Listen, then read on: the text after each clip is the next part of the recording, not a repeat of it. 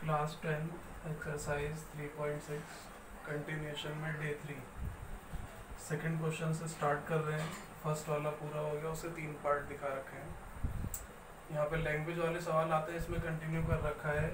यहाँ पर ध्यान रखना है जो चीज़ गिवन है उसी का फॉर्मूला पुट करना है।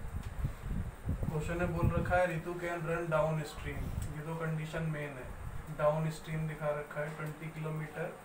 डाउन स्ट्रीम मतलब टुवार्ड द स्ट्रीम, जिस तरफ नदी का पानी बह रहा है उस तरफ। वो डिस्टेंस कवर करते हैं 20 किलोमीटर का 2 आवर के अंदर। पहली कंडीशन पूरी हो जाती है। एंड अप स्ट्रीम, ये अपोजिट कंडीशन है, पानी जिस तरफ बह रहा है उसकी उल्टी डायरेक्शन में। कितना कवर करते हैं 4 किलोमीटर 2 आवर के अंदर।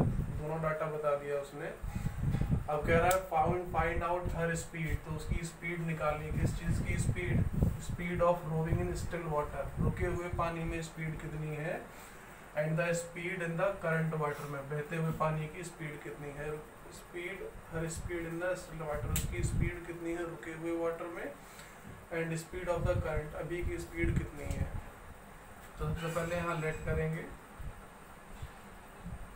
Let the speed of still water. जो चीज़ नहीं पता पहले उसको लेट करेंगे। Speed of still water is x kilometre per hour. Speed मान ली स्टिल वाटर की इतनी। और स्पीड ऑफ करंट वाटर दूसरा जो पूछा है, तो let the speed of current water, बहते हुए पानी की speed y kilometre per hour. दोनों इतना लेट करने के बाद हर बार लैंग्वेज वालों में यही लिखना है अकॉर्डिंग टू क्वेश्चन। फिर दिखा रखा है 2 कंडीशन जो बोलिए, down stream up stream. For down stream, जब डाउन स्ट्रीम होता है तो ध्यान रखना है दोनों की दोनों स्पीड जो है प्लस हो जाएंगी। जो नाव की स्पीड है और जो पानी की स्पीड है, दोनों स्पीड प्लस हो जाएंगे। तो ये टोटल स्पीड आ गई इतने किलोमीटर पर आवर। जब आप स्ट्रीम बोल रखा है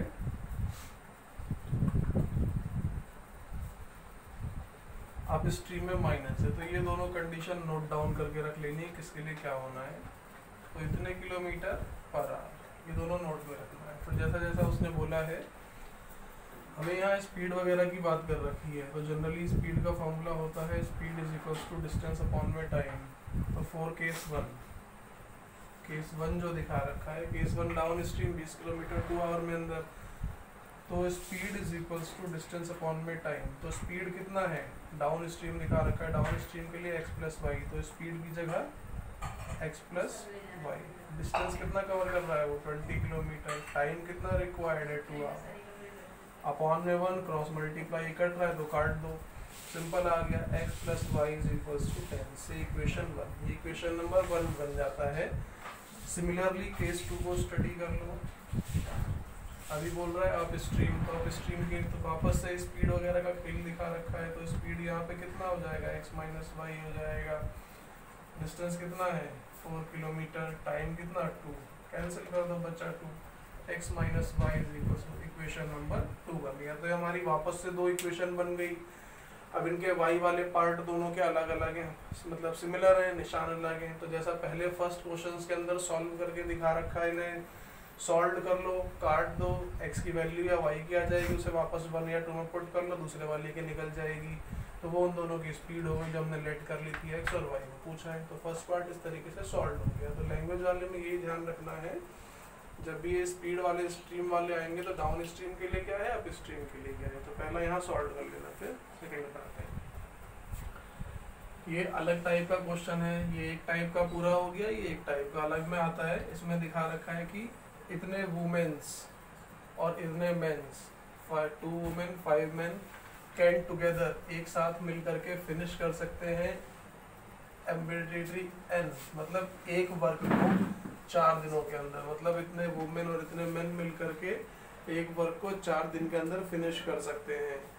तो ये पहला पार्ट पूरा हो जाता है। दूसरे पार्ट में कहता है जबकि वाइल 3 वुमेन, अब दूसरा कंडीशन समझा रहा है, 3 वुमेन्स और 6 मेन कैन फिनिश इट, उसी काम को, सेम काम को 3 दिन में कर सकते हैं।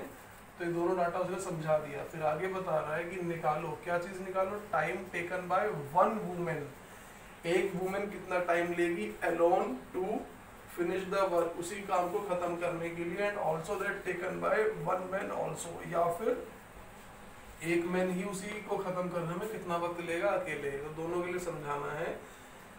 तो ऐसे क्वेश्चनों के लिए भी थोड़ी सी कंडीशन ध्यान रखनी है। सबसे पहले उसने बोला कि 2 वुमेन्स और 5 मेन मिल करके इस काम को खत्म करते हैं 4 दिनों के अंदर। कोई बात नहीं, तो कि दोनों मिलकर कितना काम कर रहे हैं, एन एम्बिडिटरी वर्क, एक काम को कर रहे हैं। तो सबसे पहले ये मानते हैं x days required by man, ठीक है, टू फिनिश वर्क वन। एक काम को करने के लिए एक अकेला आदमी रिक्वायर्ड बाय एलोन मैन, अकेला, एक अकेला आदमी एक काम को करने के लिए x दिन लेता है। अगर वो x दिन में एक काम कर रहा है, x दिन की कुछ भी हो सकते हैं, 10 दिन, 20 दिन, 30 दिन, तो x दिन में वो एक काम जो भी उसको दिया गया है वो पूरा कर पा रहा है, तो उसका एक दिन का काम कितना होगा, जितने दिनों में वो एक काम कर रहा है, एक दिन का निकालने के लिए उस वर्क को उतने डेज से डिवाइड कर दो। सिंपल, जैसे बोले कि 4 रुपए की कोई 8 चीजें आती हैं, 4 रुपए की 8 टॉफी आती हैं, तो 1 रुपए की कितनी आएगी भाई, 8 जितनी टॉफियां हैं, जितने खरीद रहे हो उसको डिवाइड कर दो तो 1 रुपए की आ जाएगी, कितनी आती है। उसी प्रकार से एक दिन का कितना काम हुआ, मतलब एक काम करने में x दिन लगते हैं, तो एक दिन का कितना काम हुआ, तो work of main in 1 day, एक दिन में कितना काम करेंगे, 1/x वर्क। सिमिलरली इसी प्रकार से मानते हैं कि y days required by alone women, एक महिला अकेला उसी काम को करने के फिनिश वर्क। अगर एक फीमेल उसी एक काम को करने के लिए y दिन लेती है तो एक दिन में कितना काम करेगी, तो सिमिलरली जैसा ऊपर लिखा हमने, work of women in 1 day, एक दिन में कितना काम करेगी वुमेन, 1/y चला जाएगा, इतना वर्क।